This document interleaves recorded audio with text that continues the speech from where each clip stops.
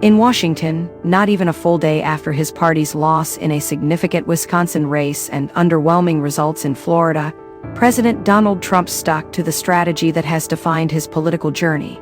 He doubled down.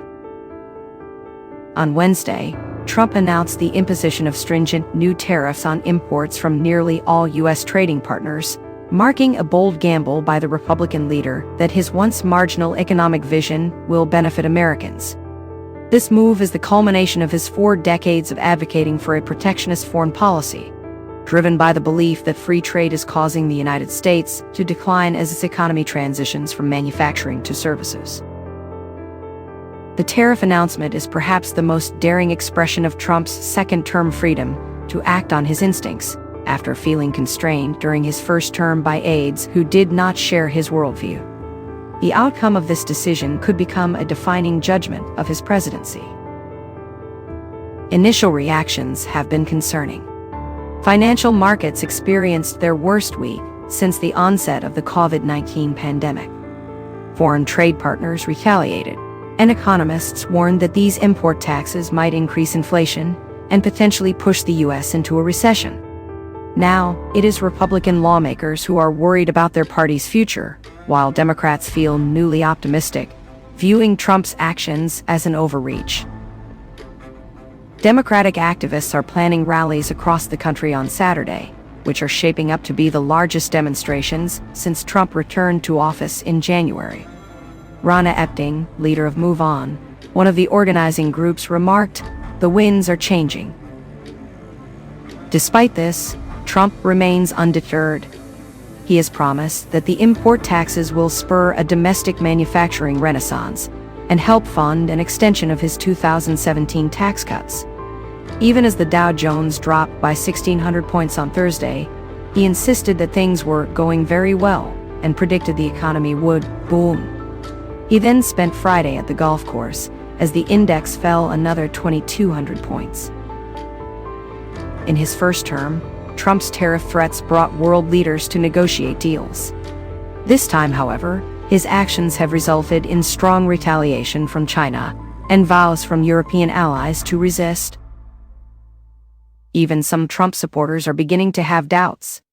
Frank Amoroso, a 78-year-old resident of DeWitt, Michigan, expressed concern about short-term rising interest rates and inflation, although he believes the tariffs will be beneficial in the long run. Amoroso, a retired automotive engineer who voted for Trump, rated the president's second-term performance as a C+ or B-. He commented, "I think he's doing things too fast," but added that he hopes things will be done prudently and that the economy will withstand a minor downturn. Representative French Hill from Arkansas shared his reservations during a telephone town hall with constituents on Thursday night. Hill, representing a district that includes Little Rock, stated that he does not support tariffs on Canada and Mexico and believes the administration should focus on renegotiating trade agreements with these neighbors. He said, "I don't support across-the-board tariffs as a general matter. I wish I thought they did raise revenue. But personally, I don't think they will. But I do support trade diplomacy." Nonetheless, much of Trump's Make America Great Again coalition remains publicly supportive. Doug Deason, a prominent Republican donor from Texas, expressed his approval of the president's tariff plan, despite potential economic disruption.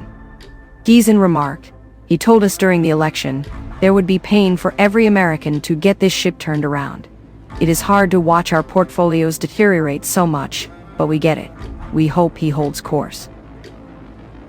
As Trump grapples with economic challenges, Democrats are beginning to emerge from the cloud of defeat that has loomed over their party since their electoral losses in November.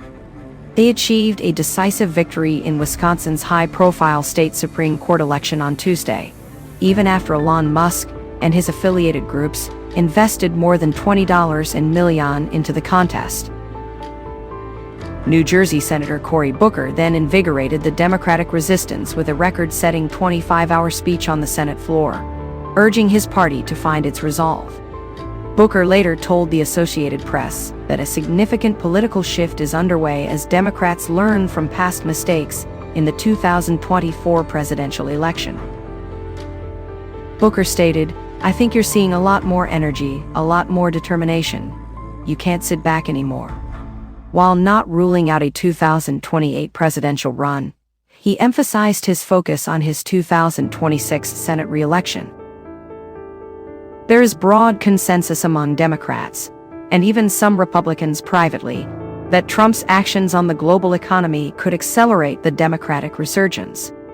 Ezra Levin, co-founder of Indivisible, a progressive resistance group,